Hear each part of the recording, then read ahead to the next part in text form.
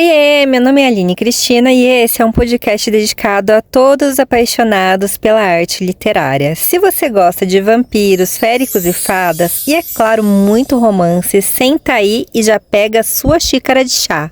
Bem-vindos e bem-vindos! Esse é o nosso terceiro episódio do podcast de releitura de Crepúsculo, agora em 2026. Eu estou compartilhando com vocês os meus sentimentos, as minhas impressões ao reler essa saga tão querida depois de tanto tempo. Eu espero que você se divirta, te traga boas memórias e, acima de tudo, que esse podcast te faça uma boa companhia. Boa audição! No capítulo de hoje, intitulado Fenômeno, nós vamos acompanhar um dos capítulos mais decisivos da história de Crepúsculo. É nesse capítulo frenético que o evento determinante para que a Bella tivesse certeza de que, entre aspas, algo de errado não está certo, fecha aspas, acontece. Tudo começou em uma terça-feira nada convencional. Bella acordou, foi dar a espiadela matinal dela na janela, e para sua completa decepção, ela percebeu que o clima estava pior do que o de costume. Não estava nem chovendo, nem um tempo ameno de sempre. Era nevando. Um claro sinal do universo para ela voltar para cama, né, gente? Sinal esse que, óbvio, ela decidiu ignorar. Aquela coisa, se você acorda num belo dia sentindo que o clima não tá legal, às vezes é melhor nem sair de casa. E nós nem estamos falando sobre Crepúsculo, nem sobre previsão do tempo. Tem muito livramento que chega disfarçado de obstáculo e a gente ignora. Fica a reflexão. Mas nesse caso de Crepúsculo especificamente, a gente agradece que ela não levou muito a sério a sua própria intuição, porque foram fatos importantes para o desenvolvimento da história. Às vezes, na nossa vida, acontecem assim também, e o trágico acaba sendo uma coisa boa, mas tem que estar vendo. Nesse capítulo, a Bella ela dá uma flertada tão gostosa com a solidão, e eu amo tanto quando ela flerta com a solidão, e nesse capítulo ela cita novamente o quanto a solitude é algo que ela definitivamente aprecia. Eu, particularmente, sinto uma enorme afinidade quando ela traz à tona esse tópico, porque esse é um ponto de discussão constante de o quanto a Bella era, entre aspas, deprimida. Mas, na verdade, Bella era só melancólica, e existe uma linha tênue a despeito disso, porque a melancolia é uma característica de personalidade que a Bella possui, que é muito mal interpretada, principalmente por quem muitas vezes só assistiu aos filmes, não leu os livros, mas reitero, a leitura traz um sabor especialmente diferente, por ser possível mergulhar nos verdadeiros pensamentos e sentimentos da Bella, e assim perceber como a solitude dela era uma característica que ela mesma apreciava e não via como um problema. Ela fala, entre aspas, eu percebi que me divertia com a solidão, ao invés de me sentir solitária. Eu acredito genuinamente que essa característica da Bella nos aproxima muito dela como personagem. Claro que existem pessoas que jamais vão criar qualquer conexão com ela, porque simplesmente não é capaz de entender a solitude, a solidão como algo bom. Mas para quem consegue genuinamente estimar a solidão como um tesouro que às vezes é até inatingível pelos próprios desafios da vida, como trabalho, estudo, família, entre outros, vai entender o que é que eu tô dizendo e que ter alguns preciosos momentos de solidão para si é extremamente gratificante. Seus próprios sons, seus próprios pensamentos, seus próprios hobbies. Bella sabia o valor da solitude e não escondia o quão valoroso isso se tornara para ela, desde o momento em que ela pôde viver isso quando passou a morar com o pai, com o Charlie. Abri esse parênteses somente porque eu achei importante salientar essa característica da Bella que acompanha durante a existência como humana e que também se estende para ela como vampira, o que vai justificar muitos comportamentos dela no futuro. Bom, voltando ao dia da Bells, ela é tão gente como a gente que acorda assim em cima da hora, engole atrasada a comida. E, claro, diante dos últimos fatos do dia anterior, como um diálogo mais aberto com o Edward, ela estava empolgadíssima para ir para a escola. E esse era o motivo porque ela estava tão ansiosa novamente para ver ele, para se encontrar com ele, para ver como que ele iria se comportar no dia de hoje. E eu tenho uma filosofia, eu tenho aqui na minha cabecinha uma teoria que me faz acreditar que ainda que a casa dela tivesse até o topo de neve, ela ia dar um jeito de ir pra escola naquele dia. Ouvimos e não julgamos, gente. Ela, como sempre, muito consciente de si, sabia que essa não era uma boa ideia. Essa empolgação do nada pra ir pra escola tinha um nome e ela tinha total noção de que em algum momento isso ia dar ruim. Ela fala que ela sabia que era uma grande estupidez ela se sentir dessa forma. Sentir já com essa intensidade. A vontade dela era se afastar, evitar o Edward, e ao contrário disso, o que ela queria? queria ir pra escola ver ele, né?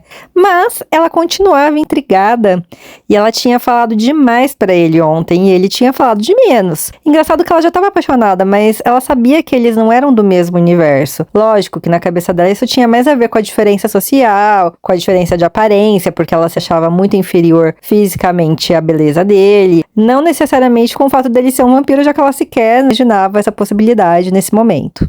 Esse capítulo, ele vai dando uma série de sequências que vão dando todos os sinais que a Bella não deveria ter saído da cama.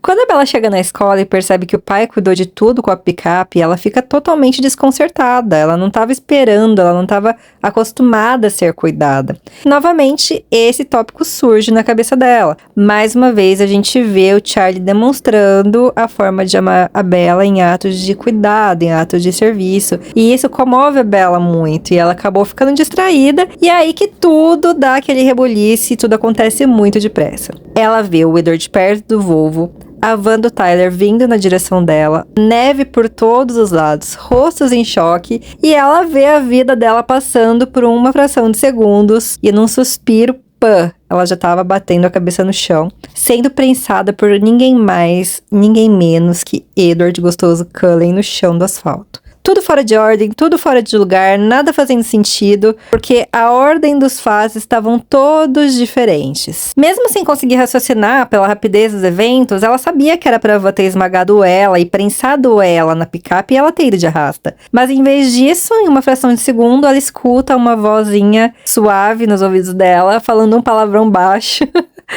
E uma voz particularmente conhecida, mas eu não sei vocês, e eu gostaria muito de saber o palavrão que o Edward falou ali no ouvido dela, porque deve ter sido muito engraçado. Ele não tinha o costume, né, de não ser educado.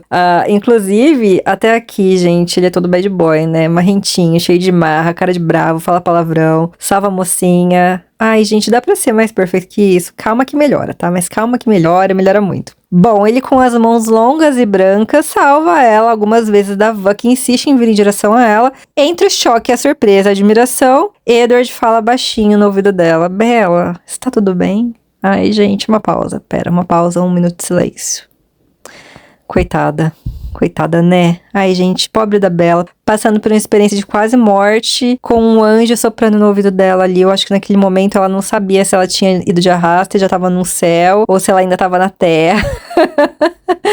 Bella, ela vai retomar o fôlego dela e responde, tá tudo bem. Aí o Edward, ele avisa pra ela ir com calma, porque ela tinha batido a cabeça, e ela, enfim, né, tá meio atordoada com tudo aquilo que tava acontecendo. Ele completamente relaxado ali com ela nos braços, e tava de bom humor, ele tava de bom humor, né, o fato dela não tá morta deixou ele mais relaxado, mas o bom humor dele acaba no exato momento em que ela começa com as perguntas, né. Bella não era besta nem nada, se deu conta de que não era pra ele estar ali com ela, né, ela viu ele lá perto do Volvo dele.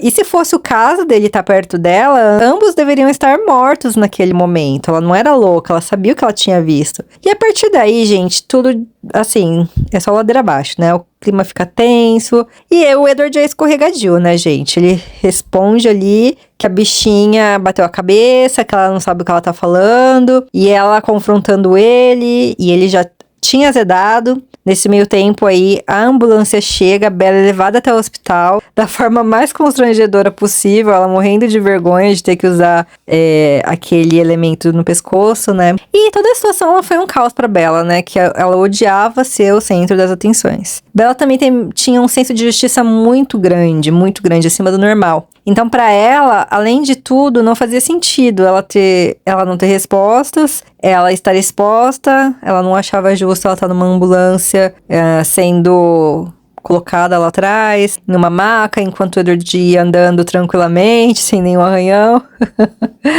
Então ela tava num péssimo dia, de muito mau humor. Enquanto ela guardava os exames dela, ela ainda teve que lidar com a chateação do Tyler, perguntando pra ela a cada 2 segundos se ela tava bem. E, enfim, aí ela dá uma fingida lá que ela tá dormindo pra que ela não tenha que ficar respondendo as perguntas do Tyler. Nesse meio tempo, o Edward chega, fica quietinho ali perto da maca do Tyler, e ela abre os olhos. E aí, quando ela abre os olhos, ela olha assim, ela pensa, meu Deus, como ele pode ser tão lindo.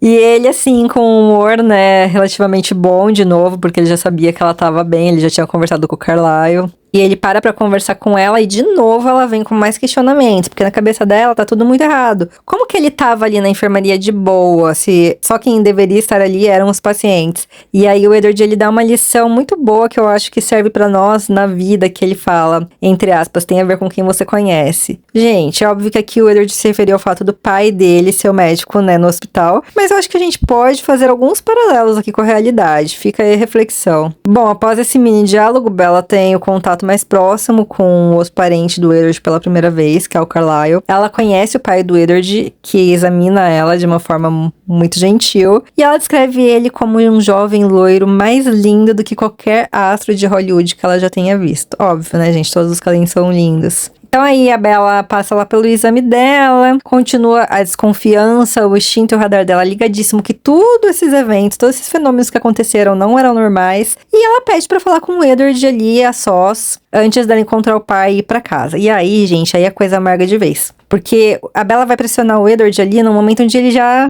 tá também com os nervos à flor da pele, né? E o bad boy, ele volta de novo ali pra superfície. A Bella mete uma DR do nada ali com ele. Você nem me deu uma explicação, Edward. O Edward é assim, né? Ele sabe ser curto e grosso quando ele quer, né? E ele fala assim, eu salvei sua vida, não lhe devo nada. Aí, coitada, já quebra ela, né? Porque... enfim, o que ela quer é uma resposta verdadeira dele pra ela, e mais de novo, ele sendo rude com ela, sendo grosso com ela. E aí ele pergunta, o que você acha que aconteceu? Ela fala que não é idiota, que sabe muito bem que tudo que aconteceu era humanamente impossível. Mas foi aí que eu acho que o Edward, ele vacilou. Por quê? Porque quando ela fala... todos os detalhes que tinham acontecido com a memória fotográfica, o Edward responde assim pra ela, você sabe que ninguém vai acreditar em você, né? Aí bingo.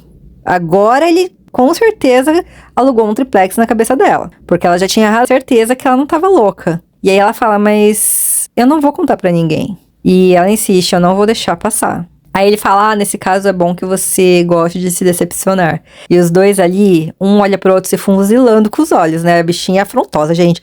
Nossa, a Bella é afrontosa. A Bella dos livros, ela é afrontosa, ela não deixa quieto, não. E aí ela meio que responde, por que então que você se deu trabalho? Aí quebrou ele, né? Porque, pô, ele salvou ela e ele responde, eu não sei. Putz, aí... enfim, os dois estão numa afronta. A Bella volta pra casa com o pai. E aí, além do turbilhão na cabeça dela, ela ainda tem que lidar com a preocupação da mãe, que foi avisada por Charlie, né, do ocorrido, que implora pra Bella voltar pro Arizona. Então, novamente, a gente vê aqui a preocupação da Renee com a Bella. Mas, gente, a gente já tá num ponto que a Bella, ela não quer mais ir pra lugar nenhum, além de descobrir quem é o Edward e todas essas coisas que tá acontecendo na vida dela. Ela não tá com um pingo de vontade de voltar pra casa. Ela já tá absolutamente rendida pelos encantamentos e mistérios do Edward, que a essa altura, acho que todos nós já estamos, né? Nas palavras dela, um pouco mais obcecada pelo próprio Edward. Nesse ponto da história, a gente não sabe quem tá mais obcecado por quem. Se é a Bella pelo Edward, se é o Edward pela Bella, ou se é a gente pelos dois. Gente, ouvimos e não julgamos, tá? Ao final desse capítulo, a Bella confessa pra gente que essa foi a primeira vez que ela sonhou com o Edward Cullen. E nós, a partir daí, vamos sonhar com eles todos os dias. E a gente nem sabia.